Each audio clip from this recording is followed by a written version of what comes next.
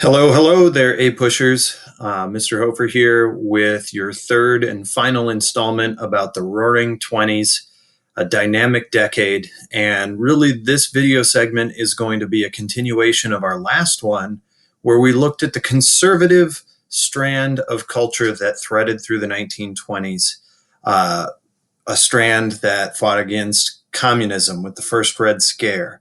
We looked at how fundamentalist religion continued to dominate the religious cultural values of the United States and came out in full color with the Scopes monkey trial. We talked about how ultra-conservative movements like the reemergence of the Ku Klux Klan took place, as well as the nationalistic movement to close off America to the outside world, especially to undesirable immigrant groups like those that had been coming from Eastern Europe, Southern Europe, and elsewhere, like Japan, during the 1920s. Today, we're going to look at the other side of the coin, and we're going to take a look at what becomes known as modernism. The cultural movement of modernism, we've expressed some in our first lecture, but to look specifically at the continuation of women's rights as a modernist movement in the 1920s, to defy the segregationist and racist values of mainstream society in the United States, the development of the Black is Beautiful movement and the Harlem Renaissance. And we'll wrap up looking at the influence of 1920s authors and artists and musicians on this dynamic decade, the lost generation of artists that really defined modernism of the 1920s, and many of those names you've heard of. So, looking back in the progressive era, we know that women made extraordinary strides in accomplishing the right to vote in the 19th Amendment, the participation in the workplace during World War I, and really establishing the progressive era as a full force within urban centers with the settlement homes that were run by middle-class women, especially as women exercised these new rights and influences. They really remained in their separate sphere. There is this modernist movement now in the 1920s that will encourage some women to go and branch out of that separate sphere and enter the public sphere and reclaim their control over their own lives, their own bodies, as well as to establish their own identity separate from the household. Okay. And so we need to take a look at two important feminist leaders, one of which we've discussed previously, the founder of the National Women's Party, Alice Paul. Once the 19th Amendment was passed, Alice Paul turned her attention towards what becomes known as the ERA, or the Equal Rights Amendment. And this particular amendment has come onto the floor of Congress more times than any other amendment to the Constitution, and it still has yet to be passed. And simply what the ERA would do is specifically state in the Constitution that a person cannot be discriminated against based upon their sex. And as uncontroversial as that seems, it has yet to be adopted. It's come to the floor of the U.S. Congress multiple times, and each time it is voted down, delayed, or tabled for a variety of reasons and a variety of excuses, including that it's no longer necessary to pass such an amendment. And I really encourage you to look into that and analyze that. But as far as I can tell, at least here in 2020, women still are incredibly underrepresented in politics. They're underpaid, undervalued in the workplace. And you can see those demographics for yourselves and decide if it's too late to add the ERA. The other feminist I want to talk about is Margaret Sanger. And really, what Margaret Sanger does is opens up for the first time public discourse over the issue of birth control. Now, it would be wrong for me to say that birth control was invented in the 1920s. It wasn't. And women throughout history had taken measures to control the conception of children. And in this particular case, though, what we're talking about is having public discourse about the rights of women to decide for themselves how many children to have and when to have those children, and to take measures in order to have controlled reproduction. Now, this is going to fly in the face of fundamental Christianity, and especially within the Catholic Church, that really felt it was the duty, the mission, the responsibility of every marriage to produce the next generation, and that really was the fundamental role of sex. Now, there is a figure here that is not necessarily a feminist, but influential in this whole idea that sex has a role beyond conception, and that's Sigmund Freud. Freud, the psychotherapist, is best known for revolutionizing psychiatry in the form of talk therapy, but so much of Freud's studies of the subconscious came back to repressed sexual thoughts, feelings, and experiences. And so Freud was a big proponent of getting those out on the table and looking at, in a kind of honest and frank way, the role of sex in any relationship. And that conversation that Freud is having prior to the 1920s, the next natural step is to have the conversation about, well, listen, people are doing what they're going to do. And really, a woman should have a voice. A woman should have primary control over her body. And Margaret Sanger is the torchbearer of that particular mission. And this was not widely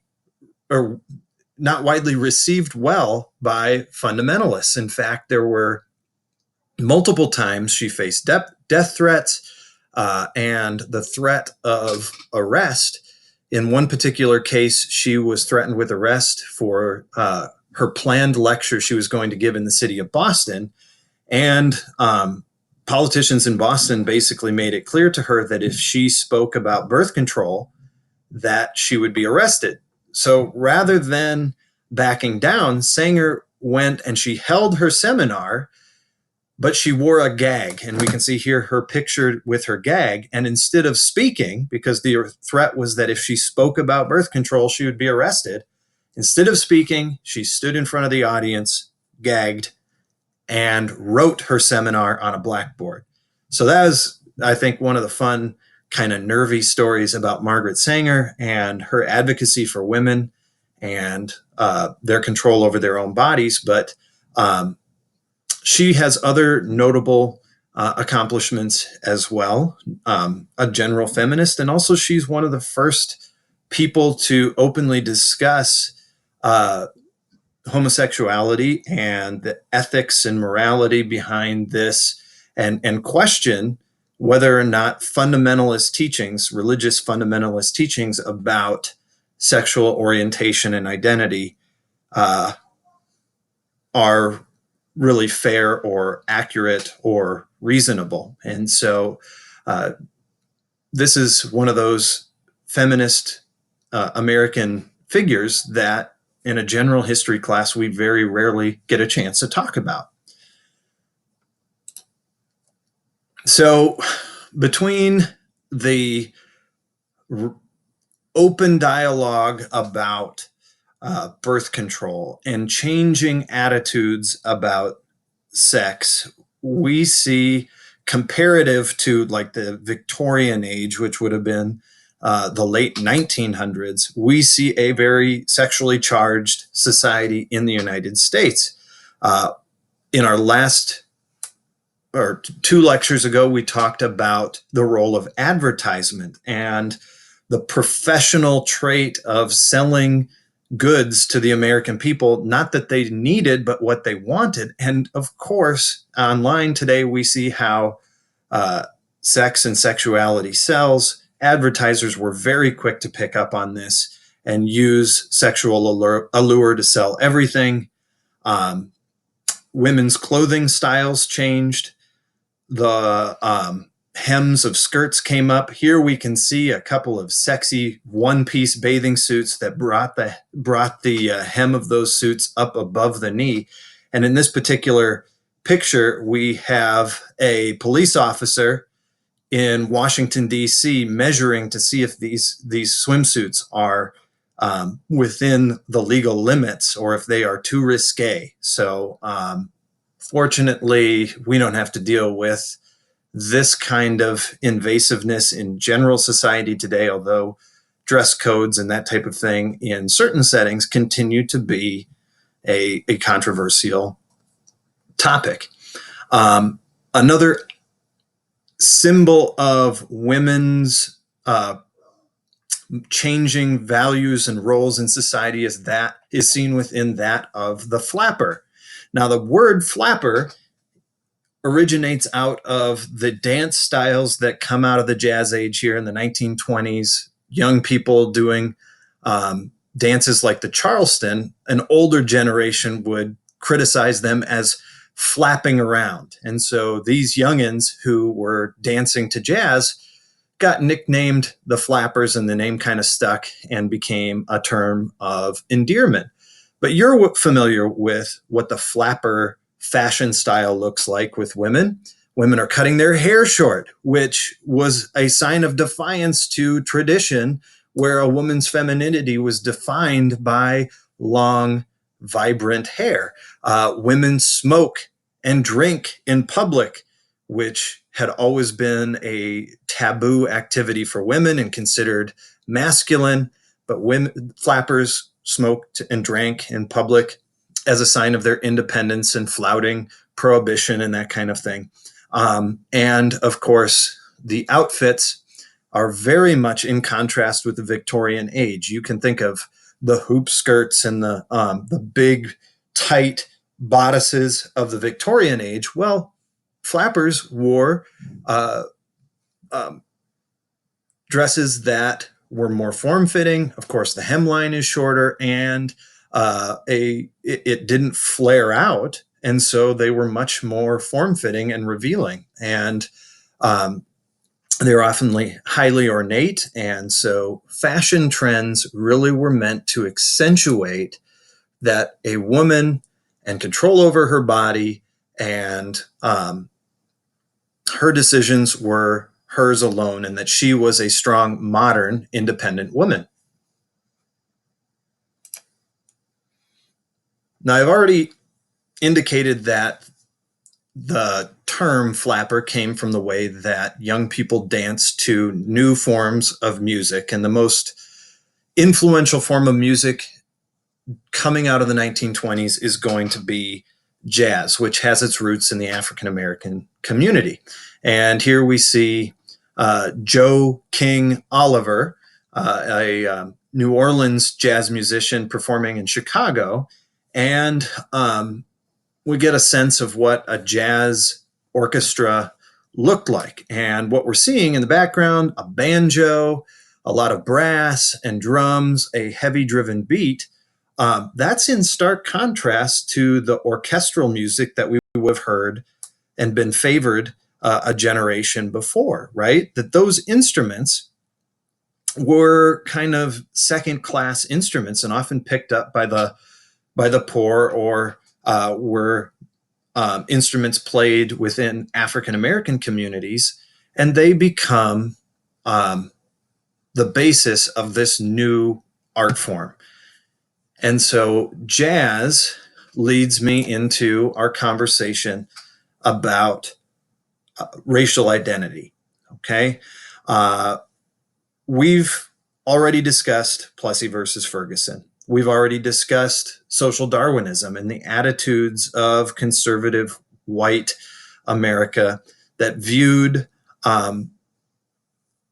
people that were not white Anglo-Saxon Protestant as being inferior, as being more savage. And of course, the racist attitudes towards African Americans, former slaves, doesn't need to be described here. But what we're seeing for the first time as we move into the 1920s is a retaliation against those traditional values within the African American community. Okay. So we've talked about two important African American figures already: Booker T. Washington, who created the Tuskegee Institute and encouraged Black people to be patient and tolerant in their separate sphere and to really improve themselves as a way of earning the respect of white society. And we've talked about W.E.B. Du Bois, who really promotes this notion that African Americans need to demand their rights and to silently protest the status quo and to work towards equality and not wait, as Booker T. Washington had promoted. Now, as we get into the 1920s, I want to introduce you to someone you may not have heard of, but certainly his message is central to this progress, and that is Marcus Garvey, who founds the United Negro Improvement Association. Now, Garvey is an interesting figure. He was a Jamaican-born immigrant to the United States, and he oftentimes wore this military uniform that was highly ornate, and he was a very interesting, flamboyant character that pushed for African Americans to raise enough money to return to their African homeland. So in some sense, he has a little bit in common with past generations that had wanted to recolonize Black people back to Africa. Now, that is not what Marcus Garvey is remembered for, okay?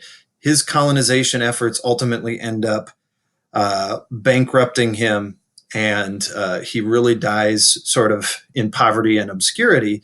But his teachings in the 1920s reinvigorate the African American community in the 1960s because his teachings are focused on Black being beautiful.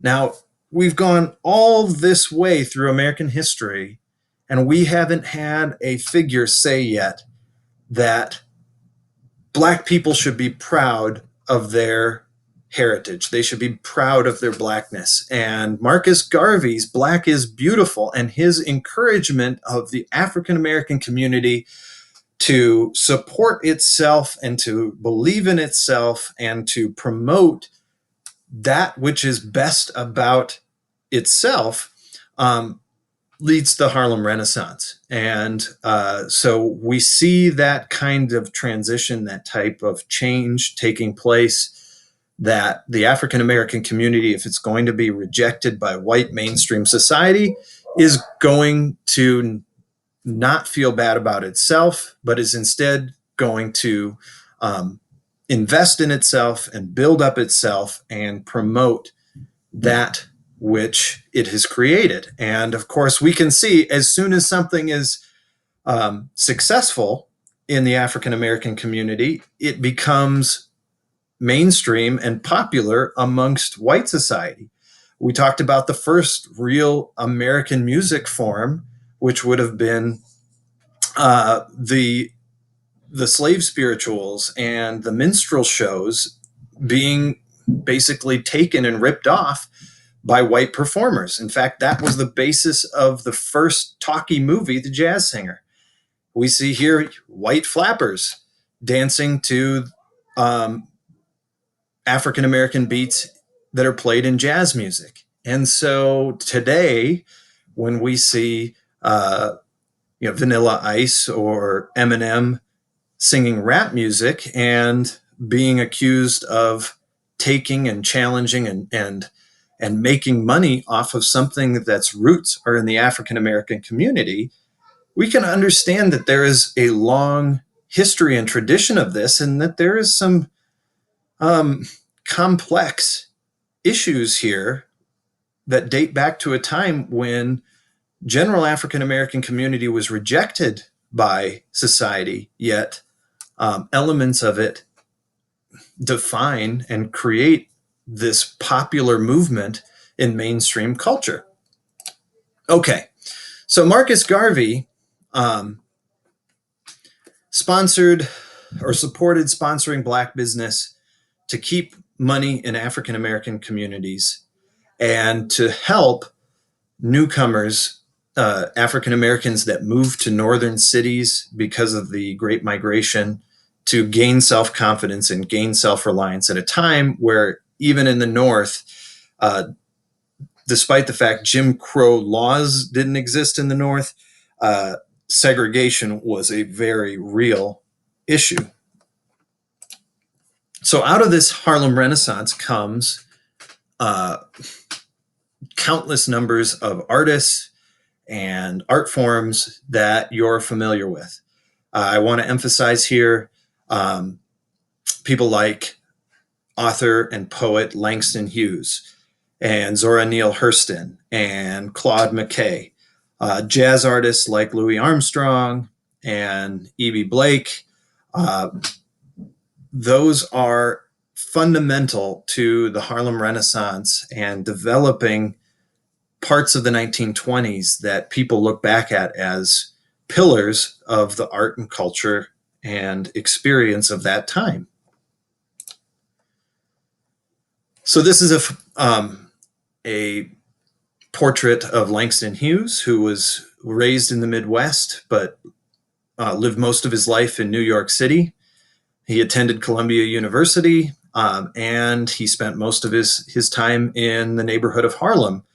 And he really kind of was one of the most prolific and well-known figures of the Harlem Renaissance.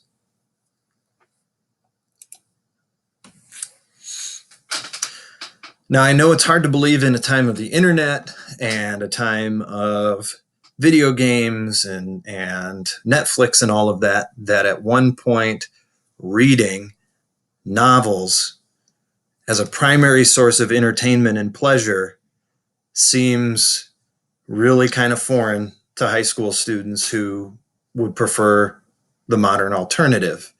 But America has a generation of authors here in the 1920s that need to be mentioned as a good example of what modernist philosophy and art and culture was all about.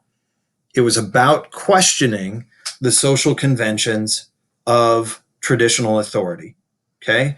Considered challenging the status quo and what people's parents believed and felt and did. Now, I know you're reading The Great Gatsby, and you might be reading it right now, and you might be thinking, well, I don't see what is so controversial or what is so raw or edgy about the writings of F. Scott Fitzgerald.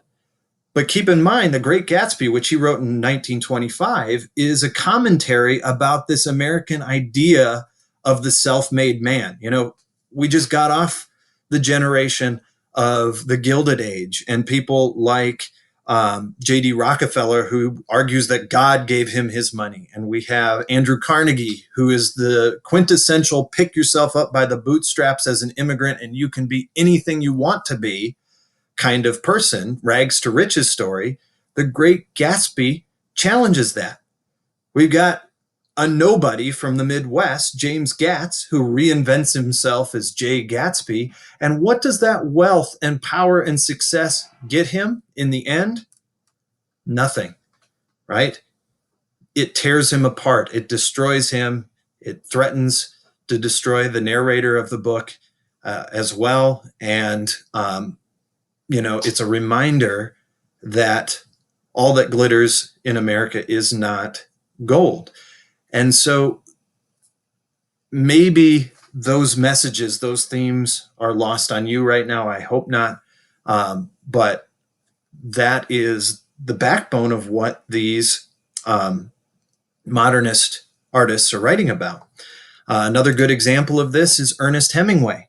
Okay, he did more than write about an old man in the sea. Hemingway is probably one of the most raw and realistic authors demonstrating modernism of his time. And Hemingway was a World War I vet. He struggled then through his adult life with alcoholism. He ultimately commits suicide. But his book, A Farewell to Arms, is this realistic, just depressing look at war at a time after World War I where people were romantically patriotic about America's service in the Great War, the war to end all wars.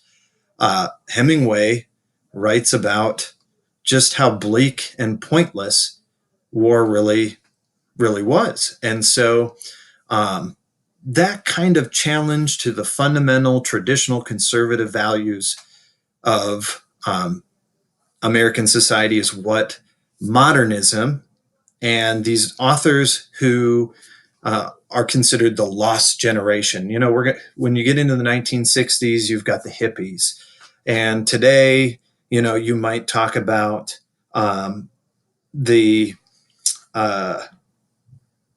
what do you call people that are millennials that look like they've crawled out of a cardboard box, like hipsters, right? You've got hipsters, you have hippies of the 1960s, you have the beats, the beatniks of the 1950s, the lost generation, the modernists, the lost generation of the modernists really are challenging the status quo.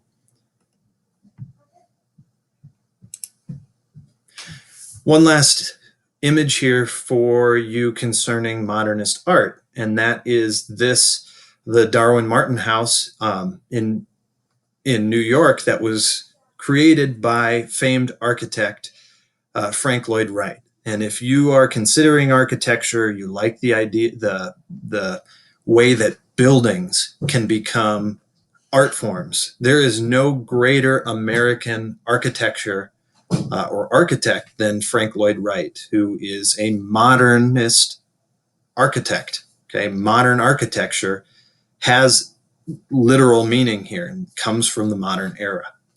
And you can see the details that really define modern art in the lines of symmetry and that type of thing. Okay, so that was really quick, right? We're at the end of our lecture here. I'm going to leave you with this image of President Calvin Coolidge playing a saxophone that is inscribed with the word praise. To a flapper, and I'll let you assess her beauty, but a flapper girl whose dress reads big business. Okay? The economic conditions of the 1920s are prosperous. This unprecedented prosperity coming out of World War I, really invigorated by spending of credit and available credit, commercial promotion of consumerism, advertisement, you know, the sense that America is strong and that there are endless possibilities in the modernist world is kind of a revision of the Gilded Age, right? Because we know what's on the horizon of the dynamic decade, and that's the 1930s and the American Great Depression. So while all of this jubilee is taking place, we have bank foreclosures. Spending is running wild. The stock market is skyrocketing, but a lot of that success on the stock market is based on speculation. People are not just using credit to buy refrigerators and Model T cars. Wall Street starts offering the purchase of stocks on the margin, or basically on credit. And that is going to create a huge economic bubble.